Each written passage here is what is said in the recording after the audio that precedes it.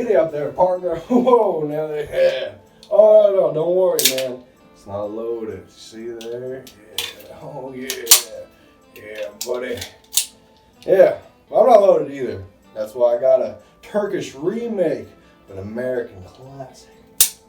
So, what's that got to do with Colonial Marines? Fuck if I know, man. This is the cool gun. From the shadows of bygone rounds returned Steve the Marine Jackhammer, scooting his way onto the battlefield-bound plane with a loaded gun and an empty stomach. The bullets would serve as a formality for whatever he deemed food. Even MREs don't deserve to be eaten alive. To authentically enjoy military cuisine, it's gotta be peppered with at least a mag dump worth of seasoning. Just ask anyone who's served. The plane en route to war revealed itself to be a spaceship when it opened up, creating the opportunity for soldiers to become silly astronauts who parachute out into the star-filled, breathtaking void. Those guys knew what they were doing. Steve Jackass Hammer had no clue. His entitlement sought to be chauffeured to the war zone. Instead, he was brought back to base. Being bare minimally able-bodied meant Private Jackhammer had to fight on the front lines. Drafted patriotism had him grabbing a parachute to join the space diving program. Flung from the flight through a planet's atmosphere, our little hell diver landed on top of hostile aliens. He stood up and fumbled for his weapon as a beetle cheetah clawed at him. When he finally had his shotgun in hand, he tossed it at his enemy like he was out of ammo. Only it was a mistake. Guess the runner felt secondhand embarrassment and had to get out of there, sparing Steve's life. Withal, he was drenched in acid that happened to be leaking into his wounds. Well, acid doesn't require access from scars for entry, duh. Just letting it be known that he was melting away very rapidly. His vision became clear, signifying good health or no health. It was death who put glasses over Steve's dysfunctional eyes. Suddenly he was blinded with new life thanks to paddling, like discovering your ass is into spanking. Pretty vanilla if you ask Steve, but don't, because he's a fictional video game man. One who's busy making aliens squawk with a shotgun.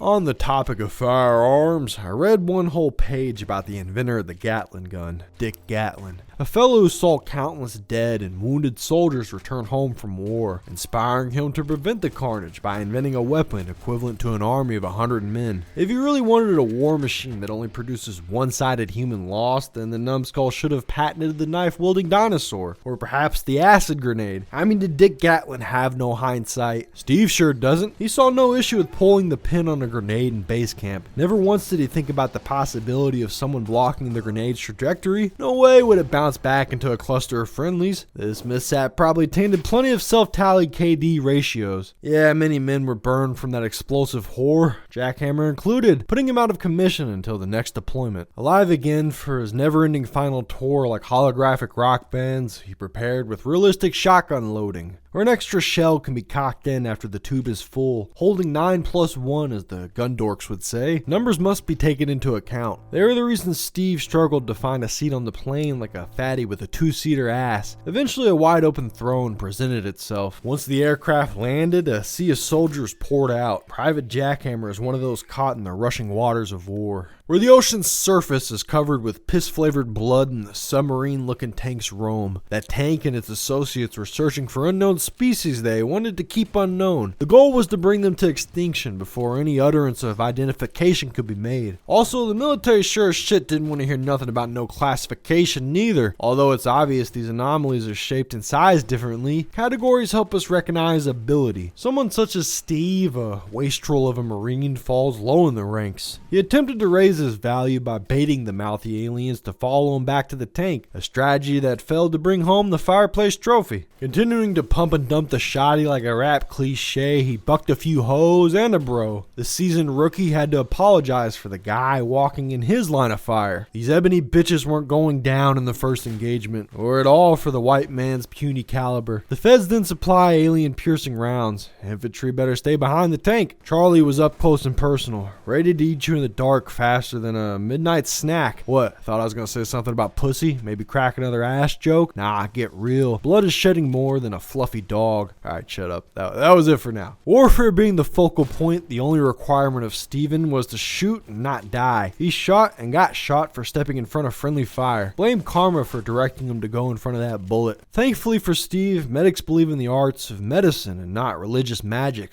allowing no discrimination on who they heal. Unless you're uninsured, then you can fucking die. Which Steve almost did. Again, he was a tile away from being rammed like a hot stepmom cleaning the kitchen. Shook up a tad, but remained untouched. The same cannot be said about this unnamed grunt dancing with two tall broads till it got dark. Airstrikes, artillery, some type of bomb from the sky lit the evening up. On the remaining scorched not earth, plenty of angry aliens survived the bombing. One scatter blasted Steve with neurotoxins. This had him crawling. Opportunists saw and dug their claws in. Miraculously, he was able to stand up and draw his sidearm. After busting a few caps, he fell unconscious among friends. Now patched up, he went back toting his pistol to retrieve his shotgun off the ground. That's basic economics right there. Turn a small gun into a bigger one. Shockingly, Mr. Wall Street wasn't much of a survivalist. Any financial nitwit could fuck him up. Thus came along a creature of debt to tackle him and launch him into a teammate. Steve was still standing and advancing. What stopped him was getting his guts stabbed by the trademark shank-holding parasaurolophus, reducing him to a wartime ghost who can only observe the battle and root for his allies. Revived. Steve Jackhammer shall not rest in peace. Even if he becomes a corpse, use him as a sandbag. He had that Lieutenant Dan mindset. Actually, Steve was a coward, unafraid of sudden death, yet he felt great everlasting pain, which scared him. He didn't belong to the generation where you just walk off a broken bone. It was time to see a doctor. The chosen medical professional may have been made out of cotton candy, so it's a 50-50 chance on whether or not he understands the human skeletal structure. Laying on the operating table, Steve was abandoned by a surgeon mid-operation. Left sliced wide open from surgery too. You don't cut into a steak, leave the room, and wait for the juices to flow out. Same principle applies for surgery. Steve planned on getting out of there and leaving a bad review. However, he was bleeding far too much to be an asshole, making him decide surgery was the best option. Couple of broken bones later and he was back to jumping out of that plane, airdropping him right in front of the other form of transportation that is kind enough to land. Returning to combat all gun-ho, Steve Jackhammer was hankering to tear apart more aliens than deportation. Any xenophobic thought exited his processor upon stumbling in front of a brotherly machine gunner. He felt all alone out there, shotgunning away in every direction like a stoner or beer drinker.